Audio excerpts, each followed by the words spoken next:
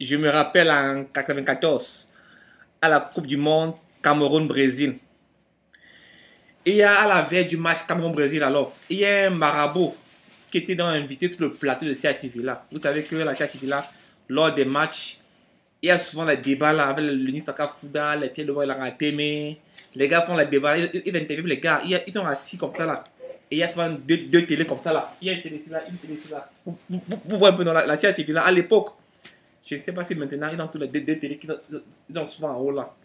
Donc, à la veille du match Cameroun-Brésil alors, un type vient à il est un grand marabout. Un grand marabout. Le gars arrive là au plateau. Voilà, le Nistaka Fouda dit que messieurs, oh, ok, parle-nous un peu de cette victoire de Lyon alors. Le gars dit, dans mon rêve dans la nuit, j'ai fait un rêve. Et le Cameroun va battre le Brésil 3 buts contre 1. Je suis un grand marabout, moi. Je suis un grand marabout. Le Cameroun bat le Brésil 3 buts à 1. En 90, j'avais vu le match et j'avais dit que le Cameroun devait battre l'Argentine 1 but à 0. On dit que je mens. Et le Cameroun avait battu le Brésil. Le Nistaka Fouda était ici là. Je vous ai dit ça. Oui, c'est vrai. Vous étiez ici là. Et vous avez dit que le Cameroun devait battre le Brésil, l'Argentine 1 but à 0. Oh, c'est vrai. Donc vous dites que demain, le Cameroun va battre le Brésil 3 buts à 1. Oui, je vous dis. Demain là, le Cameroun va battre le Brésil 3 buts à 1. Le lendemain alors, on était content. On était sûr que le Cameroun devait battre le Brésil 3 buts à 1. Les gars avaient acheté les bières mis au frigo. On était prêts à la célébration. Et le match se jouait il était 22h au pays. Parce que le match se jouait avec le time difference. C'est pas c'était il jouait à la côte est, à la côte ouest. Donc quand il était 16 là-bas, vous faites la différence au moins de 8 heures. Je crois que c'est 8 heures de différence. Donc il devait être 22 heures au pays. On était devant la télévision comme ça là. On était content. On attendait la victoire de Lyon. Après 10 minutes de jeu, je crois 10 minutes, Romario il dribble Kala, il dribble son et il marque un but avec pam. Romario marque le but alors on croit que c'est leur but. Ils ont marqué leur but, le 1 but là. Ils ont marqué le 1 but là. Donc on était content comme le Brésil a marqué le but. Oh, c'est leur but, ils ont marqué leur but. On est devant la télé encore là. Après 5 minutes, il y a un gars là, un certain Bebeto. Bebeto a marqué un but, bam, qu'elle a marqué le but. On dit que non. Il y a peut-être hors-jeu. Non, la vie doit siffler le.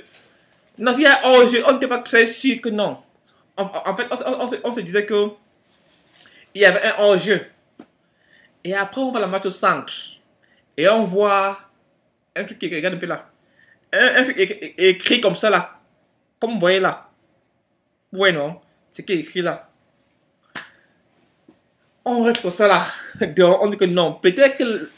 On se dit que non. Peut-être on devait battre le Brésil sur un score de 3-2. Peut-être que le marabout là n'a pas bien vu. Peut-être que le but. Il y avait un but encore flou là. Et après quelques minutes encore. Un autre joueur là. Márcio Santos. Un autre but. Bam! 3e but. Donc, donc les Camerounais commençaient à s'énerver. On dit que non, peut-être que le score, c'était peut-être que 4-3 comme ça là. Donc, il y avait donc un voisin là. On l'appelait Marivaux. Donc le gars, non, il avait un frère. Marivaux avait un frère qu'on appelait Guillaume. Et Guillaume alors était là chez nous. Il regardait le match. Et il y avait notre voisin là qui louait chez nous. On l'appelait Jules. Jules était fâché. Jules était assis comme ça là. Maintenant, Guillaume entre maintenant alors. Il dit que on a battu le Cameroun. Jules se lève comme ça là. Il arrête.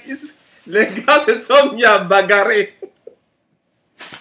On dit que maintenant. Pourquoi on ne sait pas les gars? On dit que mais Jules, pourquoi vous bagarrez? On dit que non. Quand on a marqué notre frère du Brésil, il était fâché là. Et Guillaume m'a énervé. Donc les gars ont bagarré pour le but. Maintenant, fast forward, 4 ans plus tard, en 98, notre marabout vient à la CRTV là, avec les balais. Il dit, il prend les 2 balais, hein. Il met comme ça là. Balais. Est-ce que le Cameroun va gagner? Balais, dis-moi alors. Donc, les balais ont dit que le Cameroun devait aller au second tour. Je ne sais pas comment les Camerounais là font confiance au marabout. Encore récemment, je crois que c'était il y a peut-être 1 an ou 2 ans. Match Cameroun Cap Vert à Yaoundé. Et il y avait alors. On appelait tous les marabouts. Alors, il fallait que le Cameroun marque comme un club pour se qualifier. Pour la CAN, et pas la CAN 82 2016, je ne me rappelle plus. Mais une CAN récente. Où le Cap nous a battus là. Donc à Yaoundé là, les marabouts sont venus, ils ont prié. On a tué les deux au stade. Le Cameroun a gagné. Mais il n'était pas qualifié. Il y a donc un marabout là, alors que j'ai suivi à la télé, sur YouTube.